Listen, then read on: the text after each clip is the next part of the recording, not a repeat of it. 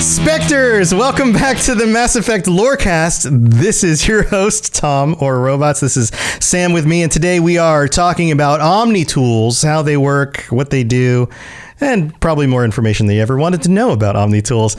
Welcome back to the Mass Effect Lorecast. Sam, how's it going today? How you doing, buddy?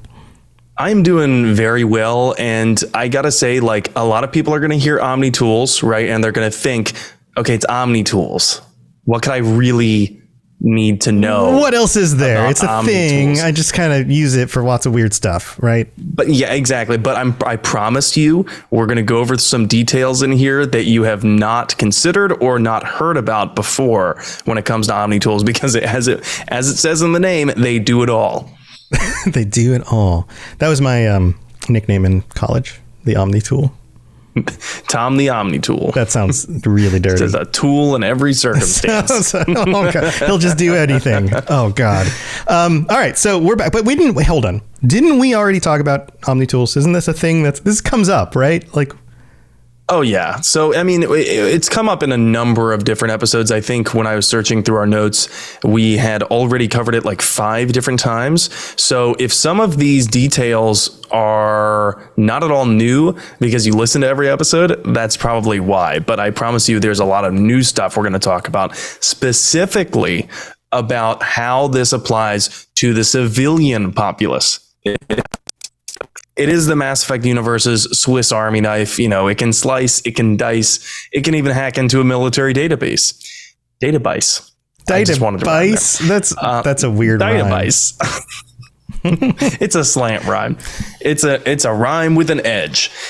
So it is the solves all of the Milky Way. And you know, we talked about them during the Metagel episode because they apply there. We talked about them during the Cybernetics episode because they also kind of apply there. I think we even mentioned them during the EDI episodes, but they are so ubiquitous throughout the games and extended lore that they need their own episode. Okay, so and that's what we're doing today. They're like everywhere, and they can basically do like everything, right? But I'm sure there's limitations to that, right? Like, what exactly are all of the specific uses? Right. So let's break it down to 2 categories. Like I said, civilian, everyday use, and then there's one for military tactics. So everyday use, first of all, and perhaps most commonly, we see people using making coffee.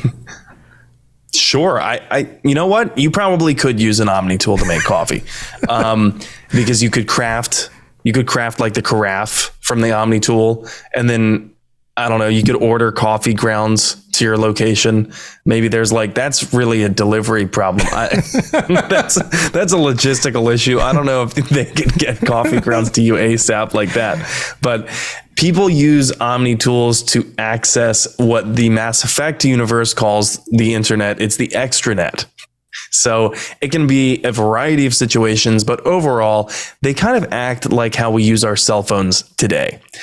And I say that because you can surf the web with them. You can look at pictures. You can view multimedia. And you can even apparently watch live streams like Jacob is doing here in Mass Effect Galaxy. Looks like he's watching a live stream of a news broadcast using his Omni tool. Yeah. So all types of multimedia content consuming you can do with an Omni tool, but it goes both ways. You can record with Omni tools and you can do it discreetly too. So this helps both in concrete examples in the series. It helps Tali, of course, gain access to some recordings that she needs and rip them from databanks of a Geth. And there's other minor characters throughout the series. It could be a boon for investigative journalists like Emily Wong. It could help detectives in CSEC and more. But it raises serious legal and ethical concerns. Imagine a universe where you don't know if anyone's recording you at any given time. Like today, in our world, you can, right. I mean, there's the phone, which is discreet enough in some circumstances, but ultimately if someone is standing and talking to you and they're like, Yeah. You have no idea. You kind of get tipped off. You don't really know, though. There's a little bit more tipping it off, in our current system. So, for example, if somebody's recording video, they have to at least have the camera pointed at you enough to be able to get you on camera. But if they're only recording audio, that could be in your pocket. Right. It could be in your pocket. Audio quality might be a little bit worse, but point it's still enough stands. to stand up in a court if like you had to say, okay, here's some evidence. Sure. They legitimately said this thing. This was the conversation, right? But an Omni Tool, I mean, you can record while doing whatever with your hands. And I'm not entirely sure if the interface for the Omni Tool, that orange kind of holographic thing around your wrist, I'm not entirely sure if that actually needs to be present for you to be using the Omni Tool actively. It doesn't seem like it does. It seems like that's the interface for updating information or accessing something new. So, for example, like you go to unlock a door, I got to use the encryption's on my Omni Tool. Let me open it. Right, it shows it. Right, but once you set something up, it disappears, and I can imagine that totally could run in the background. That's just a software option at that point. Oh yeah, just put your arm behind your back like that. You activate it. We even see Maya Brooks, aka Rasa, trying to punch a little code into her Omni Tool to break out of some handcuffs discreetly. And so there's a lot of different uses for this, and there are legal and ethical concerns certainly regarding the recording aspect of it. And I guarantee you could passively record with an Omni Tool. Maybe you download some software to make it like completely transparent. Sure. The limitations are endless. Yeah. But it can act as a bank card too, which apparently is kind of a passive aspect. We see people actively use it in the series by waving their hand like that, and then they transfer credits, right? Or they transfer payments. Right. Fun fact, you can also tip strippers this way in the Mass Effect universe. You know what's interesting about this is that Mass Effect 1 was released, what year was it? 2007? That's right. 2007 was Mass Effect 1. You know when the iPhone came out? 2008? Roughly the same time. But it was before you had phones that could do most of this stuff that we're talking about. It was way before we had phones that you could use to buy things, like just by scanning them on something. This is a Ray Bradbury moment. Yeah. No, it's really cool because I'm sure a lot of people are listening to this and they're going, okay, Omni Tool, cell phone, they're not that far removed. Yeah, in 2023, they're not that far removed because we have all sorts of different apps that do all sorts of things. But in 2007, nothing like that existed. That's right. Yeah. So we were largely still relying on the iPod Touch, if I remember. That was about as sophisticated as it got. Yeah. Yes. And in terms of mobile computing anyway. So it also acts as a portable ID system. Now, of course, now we have RFID chips in so many different things. But in 2007, again, it proved, and in 2010, when Mass Effect 2 came out, that they were using Omni Tools as this portable identification system. You could go through customs on the Citadel. You could prove access credentials on numerous planets, gaining access to restricted areas through locked doors. I mean, it was there. All of what you needed to do to prove who you were, you didn't need to carry crap, I got to go through my wallet and carry my ID card and my, you need a passport and a birth certificate. No, it was all on the Omni Tool. So I wonder, I didn't see many people in the Mass Effect universe who were too preoccupied with 5G conspiracy theories and implanted RFID chips. I think everyone pretty much accepted it as a nature of the reality that you had to live in. Well, that brings up the question of where is it actually? We see the hologram around the wrist. So there's an assumption there that is it in the wrist? Is it a thing that people are wearing under their suits? What actually is going on there? It's a great question. I don't know the answer because I used to think that the Omni Tool was part of your armor, that it was part of the armor set. But then there's so many scenes in the extended lore and in the games where people are using Omni Tools and they don't have an armor set on. Yeah. And it's just civilian clothing. Right. So I don't know. Yeah. To be honest, I don't know where the Omni Tool actually resides. Yeah. Dave in chat says probably a brain implant. So it might be there's a number of these kinds of implants that we've talked about, right? This is technology that they have. So why not implant it in the back of the brain somewhere and make it. Well, then that would bring to mind, when you're switching out your Omni tool in Mass Effect 1, because it is an actual item that you can upgrade. Are you switching out a brain implant? Or because that's a little bit weird. Like, hey, Tally, I was using this Omni tool, but actually I think that you should use it. So hold on one second. There you go. Just run it under the sink for a minute. There you go. It's all cleaned up. Put it in your brain. Yep. There you go. Yeah. So I don't know. I don't know where they reside, but it's interesting to think about. So the other thing that was pretty interesting that I noticed that was pretty meta is people play video games on Omni tools, which I imagine are pretty popular while people are using the bathroom. I'd like to imagine that aliens also play Candy Crush when they're taking a dump. It's like Candy Crush, like 4,000 at this point. There's just been so many iterations. Candy Smash. Candy Smash. Speaking of playing games on the bathroom, why do all bathrooms in Mass Effect look like they're meant for human biology? Like, right. Yeah, where's the Elcor go? Yeah. Does everyone poop sitting down? Why do I imagine an Elcor poop standing up like a horse? Yeah, I mean, most of them have like humanoid shaped bodies, right? So most of them probably sit or can sit, but yeah, Elcor probably kneel on their fist feet.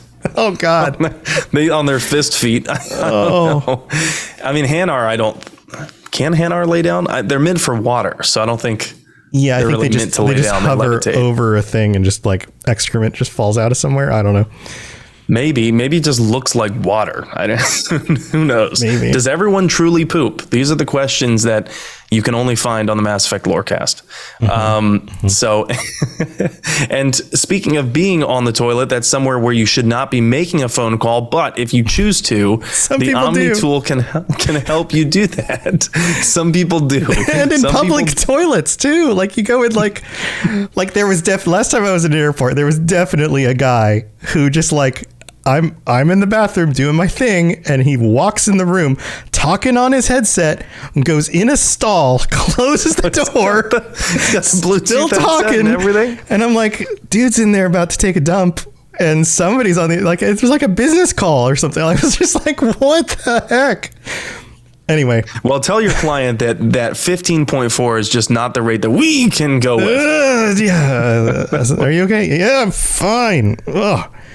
Who does number 2 work for? Sounded raucous. All right. So, weird questions here. But I guess you're right. People would be using their Omni tools on the toilet because people use cell phones on the toilet. So yeah, I think they would. Or maybe it's super taboo to do that in some alien culture. I don't know. But you can FaceTime people with your Omni tool wherever you are, I guess. But I wonder if the Normandy's QEC could be fitted onto an Omni tool, maybe some point in the future of Mass Effect technology. I think even in Mass Effect's world and universe, QECs require quite a lot of computing power and a lot of space. So I don't think it's as portable as people would like it to be. But my question for all the internet or extranet related questions is how is it accessing the web exactly?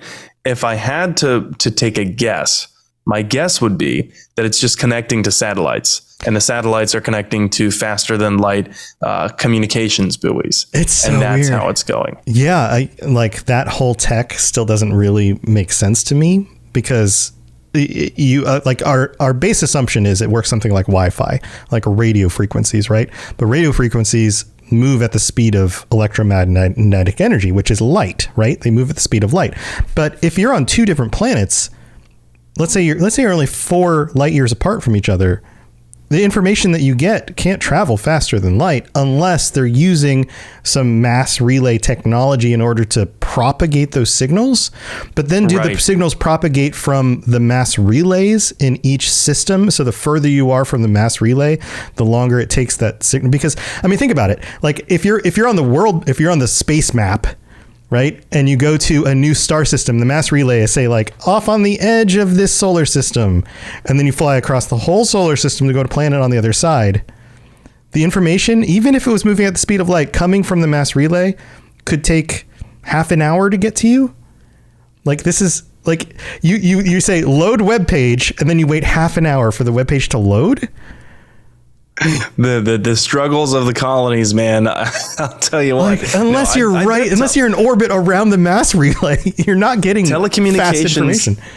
Infrastructure. I bet you the Geth have the best telecommunications infrastructure there is, because they're a hive mind. Yeah. So every Geth is both sending and receiving information. So it's just piggybacking from Geth to Geth to Geth to Geth over long distances. But even then, it would be limited to the speed of light, and then also processing in each Geth.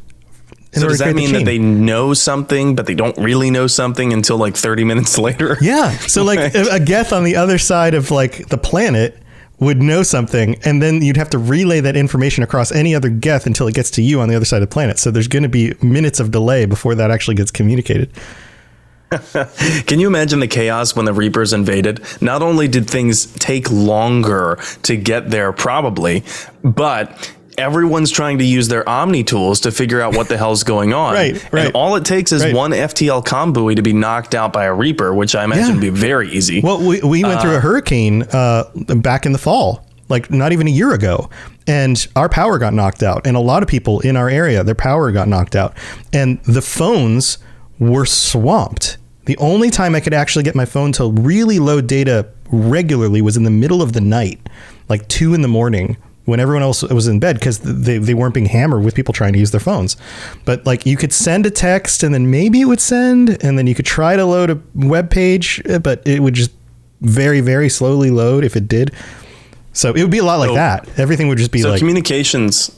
Probably one of the most useful, functions of these Omni tools, but definitely not the end all be all, because computer programmers also probably love Omni tools because it's a portable interface through which they can input code, test results, maybe provide some analysis to, and of course, hacking. Hacking goes hand in hand with that. This could lead to total chaos in commercial and residential areas in the same way that it could provide unparalleled efficiency. Yeah. So here's another question for you. I just want to throw this one in there. We'll keep moving.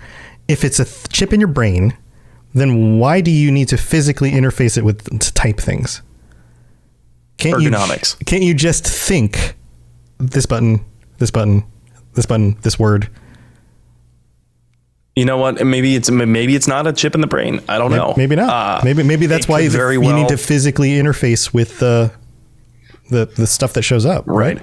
And the other thing is, if it's acting as a bank card, why do we see in multiple instances in the Mass Effect trilogy, people refer to things called credit chits? And in some of the books, actually, they're referred to as credit chips.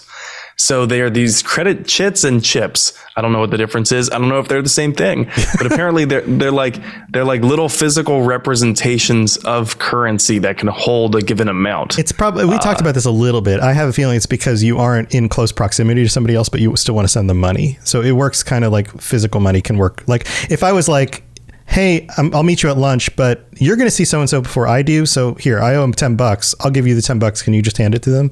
Right. There's one point in Mass Effect Ascension where this Quarian is trying to pay off and bribe a Batarian, and he bribes him with 200 credits that are separated into 2 credit chits of 100 credits each. Yeah. Why do you need 2 chits? You couldn't just put 200 credits. Maybe because it's untraceable. It's untraceable. This is the under the table money, because if it goes on your Omni tool is connected to the extranet, and there's probably things that like your banking system has to track income and outcome so you can pay your taxes and all of that. That stuff's probably all being tracked on your Omni tool.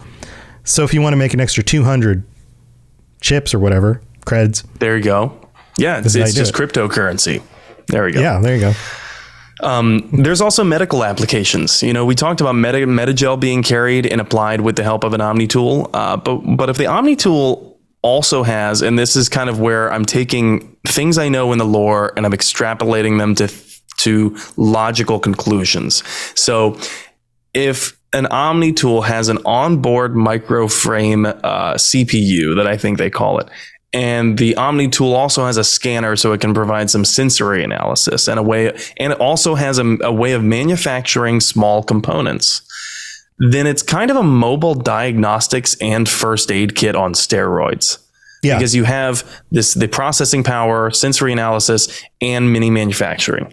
So it's almost like having a nurse practitioner wherever you go.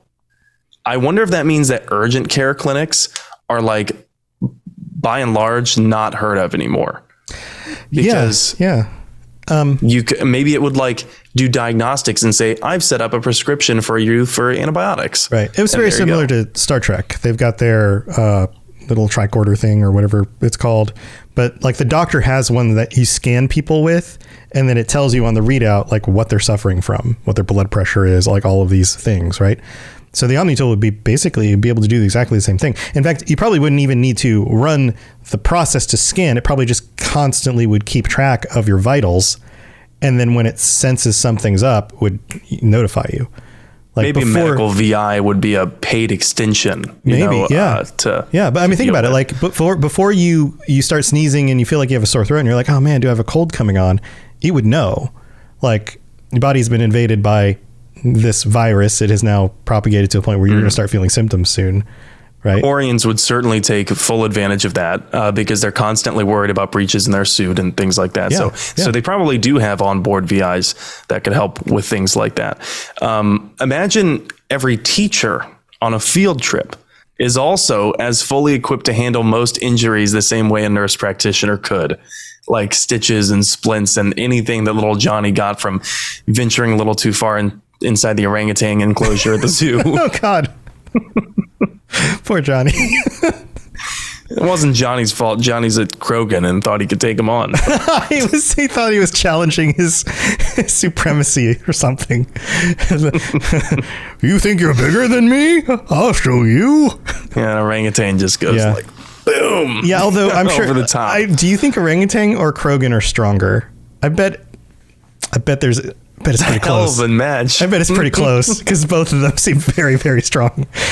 They both seem incredibly strong, but I bet you an orangutan is like a fully grown adult orangutan is stronger than a baby Krogan.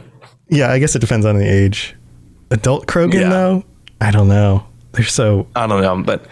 Okay, so let's talk about the other medical applications. This could also be a wealth of help for doctors and hospitals that maybe the hospital is vastly understaffed, and maybe this medical applications with a few onboard software suites, given the Omni Tool's already powerful capabilities, could help with diagnostics. Maybe the scanner or VI assistant could pick up on subtle abnormalities that a doctor who's just been on a 30-hour call shift, their eyes just happen to gloss over. Yeah. Also, the doctor would require less of what the patient is describing in order to determine what's going on, because oftentimes patients aren't very good about clearly describing the symptoms and what they've been going through. And on top of that, the symptoms are also ambiguous. Whereas if the doctor's Omni Tool just connects to your Omni Tool and goes, oh, this is the readout that you've been getting from the medical app. Now I know what's going on with you. Here's what we need to do. Exactly. So I think it could help in a variety of circumstances on that front. But let's also talk about that onboard fabricator, the manufacturing capability. This is probably the most mysterious thing to me about how this works at all, right? Like it just works, right? To quote the Todd Father. But we previously addressed how great it was for soldiers in the field, but let's think about the civilian usage of this. Basically, it can make virtually any small component that you would need just from things you gather around, like plastics and metals and ceramics. So it can repurpose those and craft orangutans. Fuck it. Yeah, just the fur of an orangutan you just repurpose into a hat with an Omni Tool. I don't know why. You just do it. It looks like an orangutan head. It just works. So and I'm going to be saying that a lot when it comes to the onboard fabricator, because we don't know how it works, but it does. And it just works. So you can fashion all of these different components and tools and different items from the Omni Tool itself using, get ready for it, Omni Gel. Ah, yes, the mysterious Omni Gel. The Omni gel, which is made out of what it uses. What? It's made out of things and other things, and sometimes other vague things like unobtainium. Right, pretty much. And pretty much. Maybe some vibranium in there, though. That's a little rare. But carpenters, plumbers, and mechanics are the first people in the civilian sector that this came up to my mind who could make such amazing usage out of having an Omni tool that can craft virtually anything that they might need on the fly. Yeah. Heck, I'd love to have one around the house when I have to like fix a door and I'm like, crap, what kind of screw goes in there? Now I got to go find a similar one. Yeah. I'd go to the store and be like, okay, what screw is this matched up to another one? No, you just craft it. There you go. Another screw. Door works. Yeah, exactly. There you go. Don't need to go to the hardware store now. Hardware stores, out of business. That's why we didn't see any in the Mass Effect universe. No hardware stores. There you go. None of them. Fuck about, you, Aces. But what about food? So I hope not. I hope that Omni tools wouldn't be preparing food. I'd hope that being a chef is still very much like I don't know, an art form. Yeah. And well, what if you're get a starving? lot of angry letters from like hardware store employees who are like, so you're saying I'm not as good as a chef, huh? That's right. That's right. Yeah. Yeah. Hardware store employees. Chefs require a little bit more training, I think. But like, what? Okay. What if it's not making you like, like that $70 like steak that you'd get in like Las Vegas or something, but instead, you're out there on the edges of space and you're like starving, and at least it can create something that you can actually put in your body to survive. Like a paste? Maybe. Yeah, like a paste or like a I'm saying carbohydrate filled kind of like bread like substance that'll just keep you alive long enough to actually eat food. I'm saying I don't know because I don't think so, because like I said, like we know that they come from plastics like metals, ceramics, other things that you would pick up around. And we know that much because that much is confirmed in the lore, but nothing about any edible components unless you eat those things. And then I guess it could, you can eat gold. Well, it doesn't mean that it helps. That's true. That's true.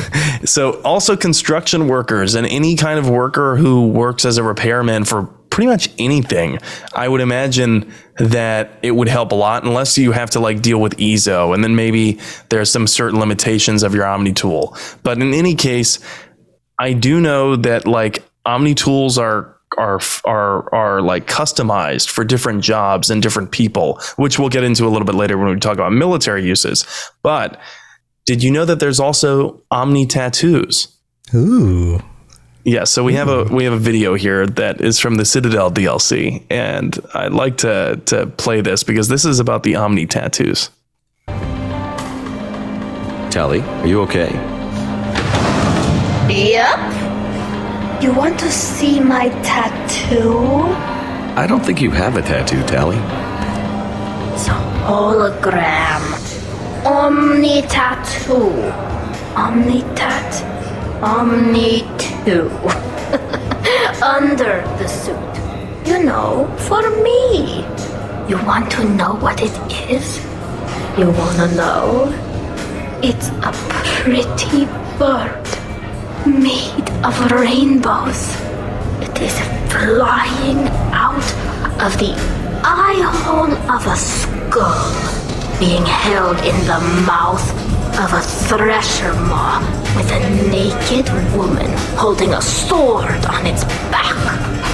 Jack said you'd think it was hot. Remind me to talk to Jack in the morning. Where'd you get the Omni tattoo anyway? Down in the lower wards, near the bottom. I meant where on your body. So did I. Yeah, I heard that one from Liara. Get some rest, Tally. You sure you're okay, Tally? Fine. Suit doesn't let me get overly drunk. Just have it all flushed out in a minute. Omni 2. Get all drunk, Tally. Yes, Drunk Tally, highly encourage everyone to go play the hell out of the Citadel DLC as much as you can. But unfortunately, we don't get any other, in-depth explanation about how Omni tattoos work. But we do know that Tally's sounds like it somewhat resembles this like a heavy metal cheesy like movie poster or something. Yeah. Like, this is a very over-the-top, stereotypically cheesy tattoo one might get when you're drunk and you've had way too much Korean tequila. But, it can also be used to cut or slice through things, which could be useful in the kitchen. We brought up chefs before. I bet chefs have their own specific Omni Tool suite. Man, that'd be very useful for tracking a recipe, right? But even if you got trapped in an elevator and you needed a way out, you could potentially slice through the doors of the elevator or the top of it with an Omni Tool. Or if you got stranded in the woods and you had no way to cut down trees to make into a shelter. Or you could grind down the trees maybe and combine some other things and make them into Omni Gel and then use that gel to convert into bricks and mortar for a shack. There you go. There you go. The applications really are... Spill a spaceship. They are Omni. They are all. Omni options. There are so many different applications just for civilians, but we can talk about the military uses after we take a mid break. I think we're there, right? Yeah, sounds good. Let's go thank our patrons. We'll be right back. Message coming in. Patching it through. I am sovereign, and this Lorecast is mine. I like the sound of that. All right. Big thanks to our patrons, because you are the ones who support the show and help us keep going with it. And big shout out to Magister De Vita, our newest patron. Welcome to the Patreon. And we have to shout out our Shepherd tier patrons, Kolka Shins, Edboy, Kira C, Lieutenant Tassino, That Spectre J, and William. Thank you so much for your support.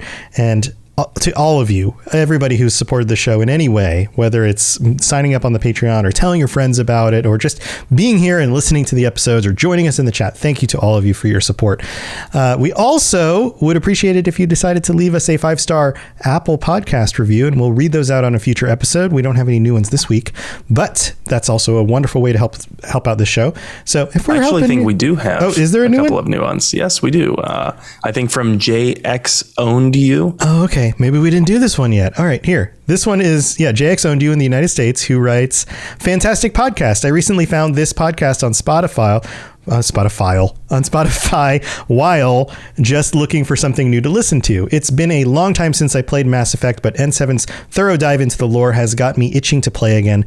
Not sure if there's an episode on it yet, but has anyone tried to get Neil deGrasse Tyson on to talk about physics and science side of Mass Effect? That would be amazing. Neil, if you happen to be a fan of the show and want to join us, you're more than welcome.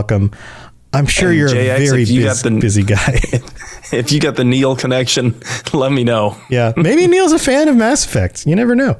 That would be amazing. But thank you for that review. And if we're helping you get through your work week, your commute, any of that stuff, please consider just some way of helping us out. It's just a thank you. And if you are interested in joining us on the patron chat, then you still have time to go to patreon.com/Mass Effect.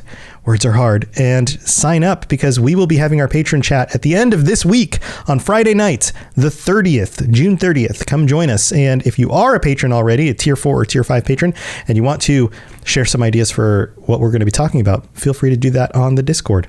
All right. That's what we got for the middle of the show. Let's move on to the rest of the show. Spit it out, or are you trying to build suspense? You're so dense, sir. Obviously, I do not know as much about human relationships as I thought. All right, we're back, and it does look like we had another review, but we'll save that one for next week. So, you're talking like military stuff, right? We've seen a lot of cool different things so far that you can do with Omni Tools, but that's all been in the civilian world. What about in the military purposes? I mean, are we like these things turn into guns? So, well, first and most obvious, we have the Omni weapons. All right. I wish I was joking that like Omni tools were not, Omni tool, Omni gel, Omni blade, Omni weapon. They're Omni everything. So there's not just the Omni blade though. Most of us knew about the Omni blade because of promotional art and trailers at the very least. And there are other Omni weapons too that you may not have known about, especially if you didn't play Mass Effect 3's multiplayer.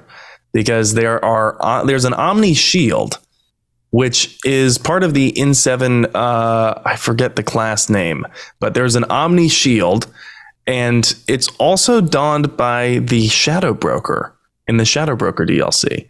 So this Omni Shield looks like it comes right out of the wrist, and it's an orange holographic thing. It deflects a lot of damage, acts as kind of a riot shield. And there's also an Omni Bow. And the Omni Bow is kind of cooler to me, although the character's model is basically just a repurposed Zaid with a mask. This is also from the Mass Effect 3 multiplayer. It's the Talon mercenary engineer who has it.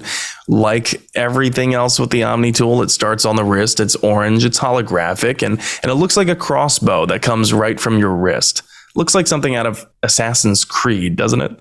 Yeah, I feel like they'd be like launching Omni Gel itself out of the thing. Like, I mean, I suppose you could molten metal. You can make bolts, right? But like, why not just like Omni Gel pellets or something? Just like, I'll tell you one thing. If I fall into an orangutan enclosure, I want to have the Omni Bow on me, because I don't want to get up close and personal with an orangutan. Yeah. The Omni Blade is not going to cut it. Right. You get your ass beat still. Right. So there's other things too. There's the Omni Blade for different classes changes depending on your class, so it looks different. And the Sentinel gets what I like to call the Omni Fork. Wait, what? It's an Omni Blade, but it's pronged. So there's two prongs to it. And the Infiltrator gets an electric fork. So it's electric. Boogie. Yeah, exactly. And so it changes depending on your class. But there is a whole, variety of Omni weapons. So that's first and foremost. But manufacturing, we've already talked about, but it comes in handy again. And we went over this during the Technology of the Weapons episode, so if this sounds familiar to you, that's why. The manufacturing, here's what the lore has to say specifically about the manufacturing capability of Omni Tools and how it's applicable for modern militaries. An upgrade kit typically consists of less than a dozen unique parts and an optical storage disk.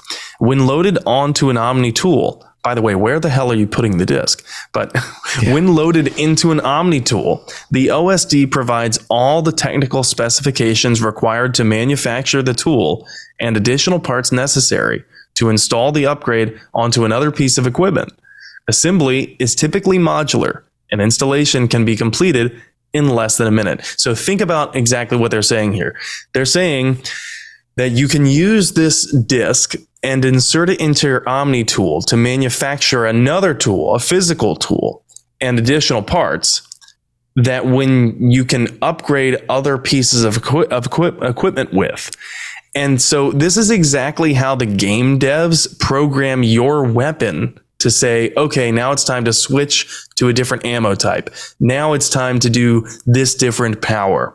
They literally wrote a line of code that gets triggered when the player turns it on using their Omni Tool. Right. So the devs have their Omni Tool, which is DevTools, and they program their own line of code so that you can trigger a different line of code in the game. Yeah.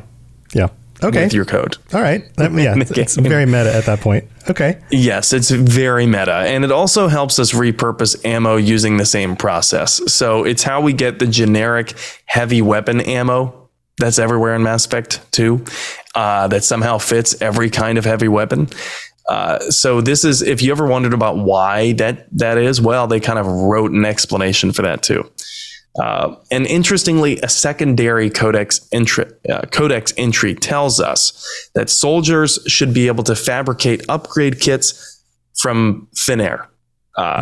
Here's the entry. It says, since Omni Tools are designed to use common battlefield salvage materials such as plastics, ceramics, and light materials rendered into semi-molten Omni Gel for quick use, it's quite possible for a trained soldier carrying upgrade kits to customize gear on the battlefield to fit the current tactical situation. Right.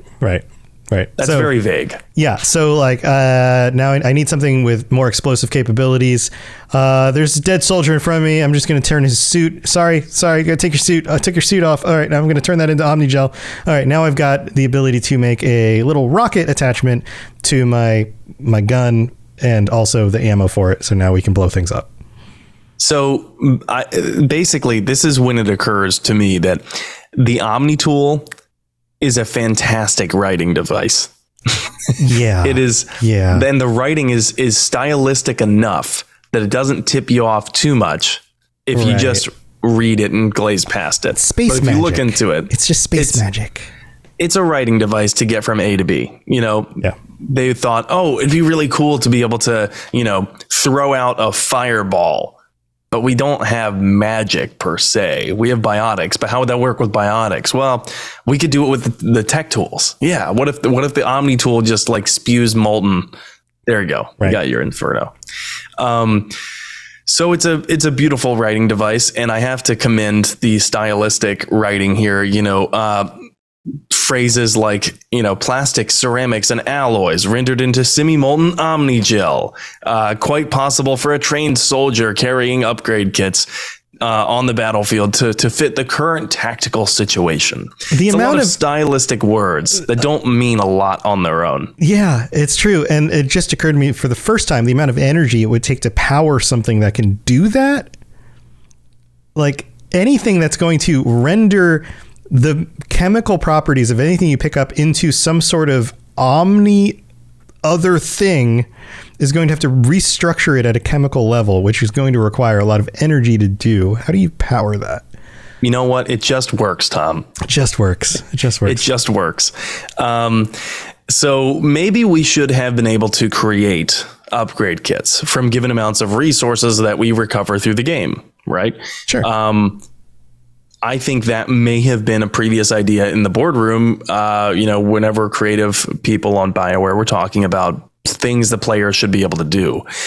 Because it sounds like it, given the writing, that you should have been able to highly customize your upgrade kits no matter where you were, and customize your gear no matter where you were to fit the current tactical situation. So we should have been able to do that by picking up these plastics, these ceramics, these light materials wherever we were, and then form them into Omni-Gel. And then we can make upgrades from the Omni-Gel. But as far as I remember from the game, we can't really do that. We can break into like locked crates using Omni-Gel. Mm-hmm. We can repair the Mako using Omni-Gel. But Omni-Gel largely disappears by the later games, by 2 and 3 and Andromeda. Yeah. It's almost too convenient. Really it's too powerful and too convenient. So it helps with writing, but then it hinders writing because now anybody can do anything. Yeah. So, you know, and it seems that different manufacturers of Omni tools may have had a hand in fitting their specific tools to different kinds of tactical loadouts. In addition to that, I'm part of the reason I'm saying that is because we know Caden and Tally have their favorite Omni tools. Caden likes the Logic Arrest tool, whereas Tally likes the Nexus.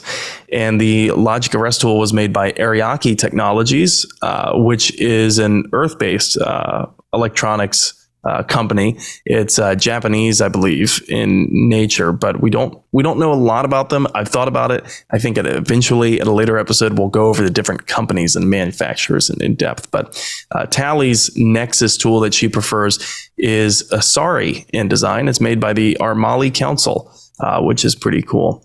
But they like them for different reasons because they both have different, you know, play styles and combat styles. So, and part of Tally's is hacking, which of course is another capability of the Omni tool. Right. But, you know, think of all the different military applications. If you can hack with this portable tool on your wrist, and every soldier has a tool like that, it's general issued, you know. So the STG for the Solarians would have had like a field day because they were already super tech oriented. And then all of them are issued this Omni tool, which can be upgraded with different software suites.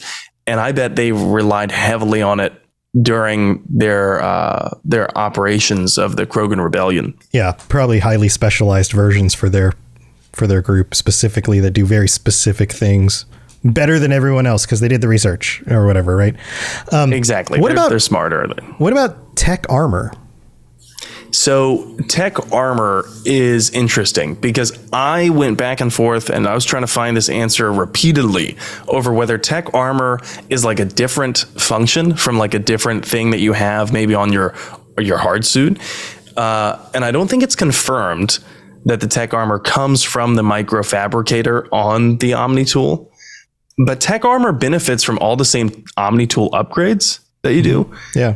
And when you turn it on, I'm pretty sure Shep uses the Omni Tool at some point in the animation cycle when you're using it. Maybe not when you turn it on, maybe when you turn it off or something. But well, it would make sense that if it was tied to your suit, you would need a mechanism to interface with it. So why not the Omni Tool? So that could go either way. But I've always had that feeling that like tech armor is like an extension of the Omni Tool specifically. Visually, it looks, very, very similar. Yeah. So, and it would check out, it would, follow that you could totally do that if you had an Omni Tool.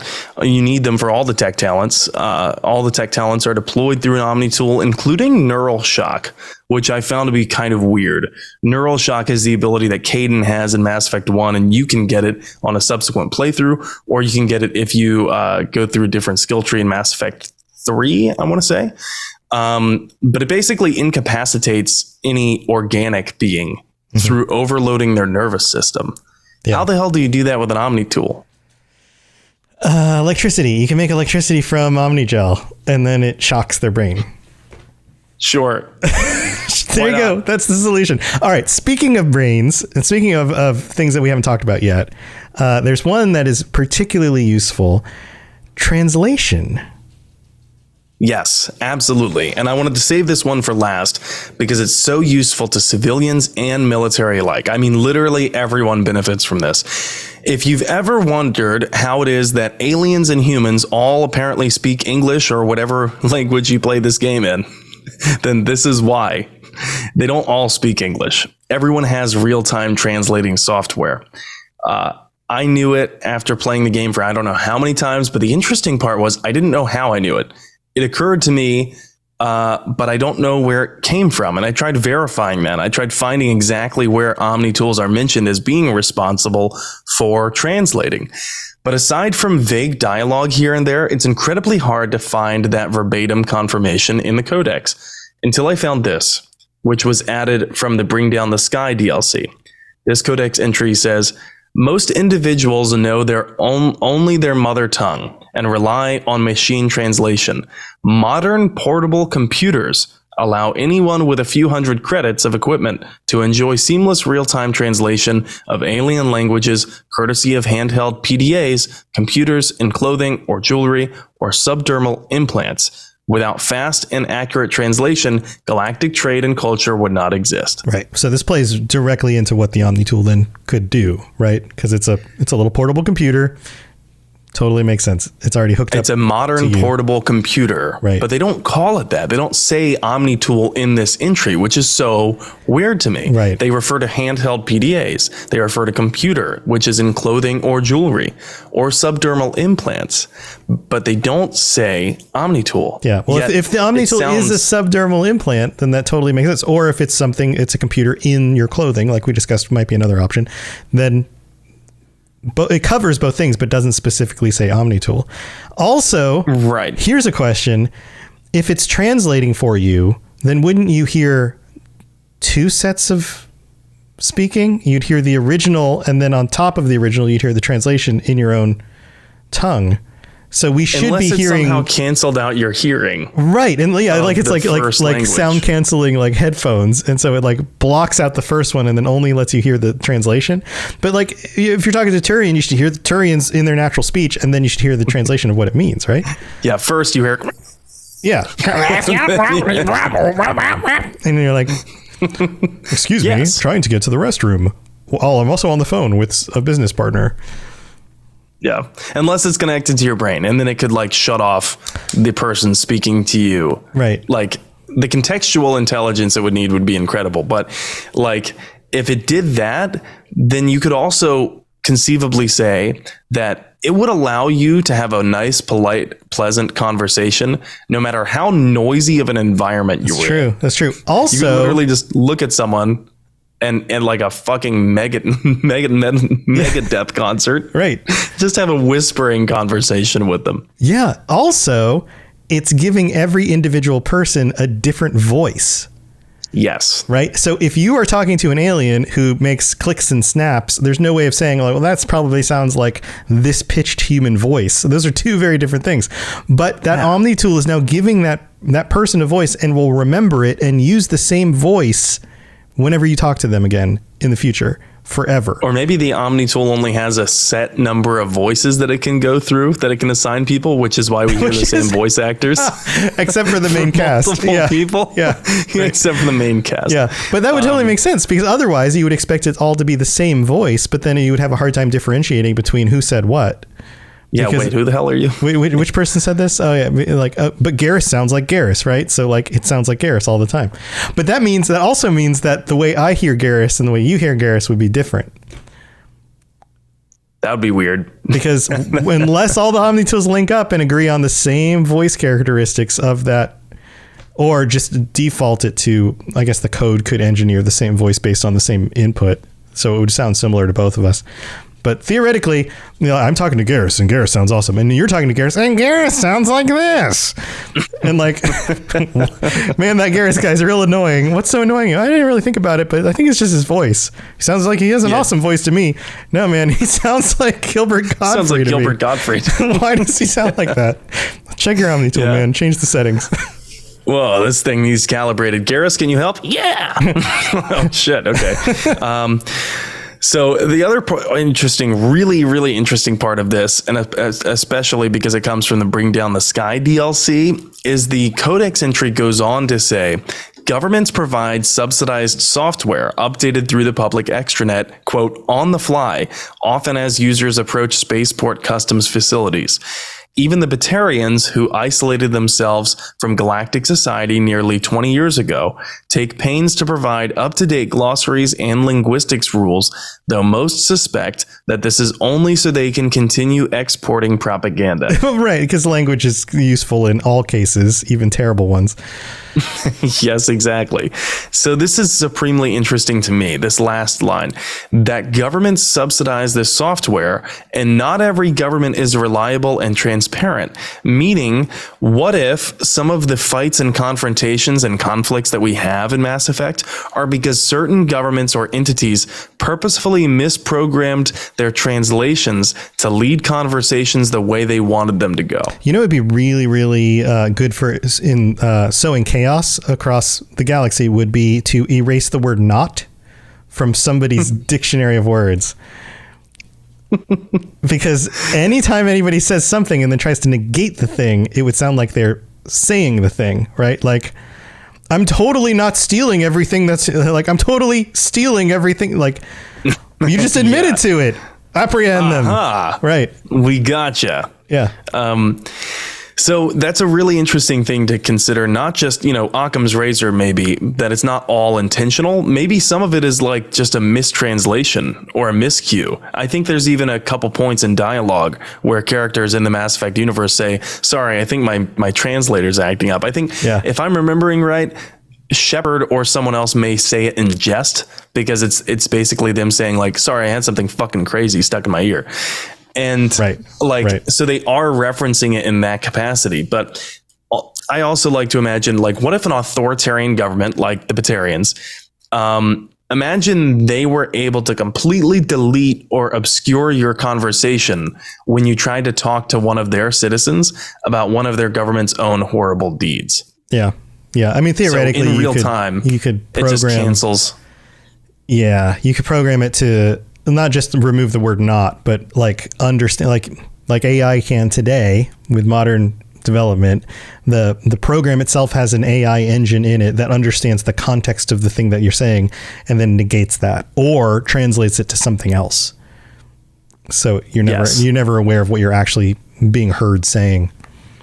Yeah, that would be pretty insidious. And thank you, chat, for real time bringing this up. You're absolutely right. I blanked on it in real time, but Shep does mention it to Thane if you are romancing Thane and if Thane calls Shepard Siha. So Siha, it doesn't get translated. It's one of the Drell's words, but it would have been interesting to hear Thane's own voice say it, the alien voice. But yes, that is one instance in which the translating software is mentioned because Shepard is like, I don't think that translated correctly. And there is no translation. That's why. So one more note about translations. Some species 100% rely on it to communicate with any other species, like the Hanar and the Elcor. The Elcor communicate primarily through pheromones and subtle movements. Yes. And the Hanar communicate through bioluminescence. So they need this software to interact with anyone. Right. Because it would be very hard to learn their language as somebody who does not speak through emitting light. Just hold up different flashlights at different intervals. Right. That's so weird. That's totally true, though. Yeah. So, yeah, interesting. The applications of Omni Tools are exhaustive, and we did not even go through probably 1/10 of them during this episode, but we're already at like an hour. Yeah, these are kind of the main ones, though. Man, this has been really interesting to dig into this. Very cool. Yeah, like I said, it just works. And they are the ultimate writing tool. And so hopefully this has enlightened some people. Hopefully someone learned something from this episode that they didn't already know. But, next week we have our patron chat. So and the week after that, though, we're going to be going into talking about Tali Zora. And that's why I wanted to make this episode about Omni Tools, since it is so integral to her character and her capabilities. Awesome. Yeah, we're finally moving on to other characters. This is great. Well, thank you for being here, everybody. I hope you enjoyed this episode. And if you want to make sure you come back, make sure you're subscribed to either our YouTube channel or on whatever podcast platform you're listening to this on. And Sam, you have anything else you want to share before we head out? I do. This is the first episode that we're recording after I came back from vacation, and I told people about it on Discord and I told people about it on Twitter. But in case you all didn't know and didn't see my message yet, if you've listened to this show, if you've donated your time or money to helping us do this, then you are part of the reason why I was able to afford the engagement ring that I asked my partner, Navi, who I sometimes reference on here, to marry me. And she said yes. And so it was an amazing time in Hawaii, certainly an unforgettable experience. But I wanted everyone who has donated even a minute or a penny to this show to know that it's because of you that I was able to do something truly life-changing, not just for me, but for Navi too. That's awesome. That's awesome. Thank you, everybody, and congratulations, dude. That's huge. That's amazing. Thank you. Yeah. I will be streaming. I'm trying to work out Mass Effect Randomizer mod right now, getting a lot of problems with that. So I might just skip to Mass Effect 2 Randomizer and just stream that. I won't be streaming this weekend because of July 4th, but I'll be resuming my normal programming next week. In the meantime, I may stream before the weekend, but if you're interested, go ahead and go follow me on Twitch at N7TheLegend. That's awesome. So that's huge. Big congratulations on that. Life-changing news. I'm so excited for the two of you. And I also have been leveraging your contributions to the show in a life-changing way. I have been using that money to eat only Taco Bell for the last 6 months. And I've had to go to your trips to the bathroom been? Have you been on the Omni Tool a lot? Oh my God, am I using the Omni Tool more? No, I'm kidding. That's not how I'm using the money, but thank you for supporting the show, because this is a full-time thing for me and, side project for Sam, but together it makes it possible to do this. So thank you for being here. Also, thanks for just tuning in, everybody. We'll be back on Friday with our patrons for another awesome patron chat. So see you then for that. That is 9 p.m. Eastern, 6 p.m. Pacific if you want to join us or watch live on twitch.tv/robotsradio. All right, that's what we got for this week. We'll see you again very soon. Stay safe out there, everybody. See you later.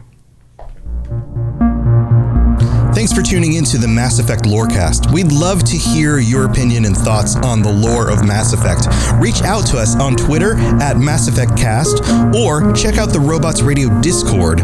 Also, you can send us an email at masseffectlorecast@gmail.com.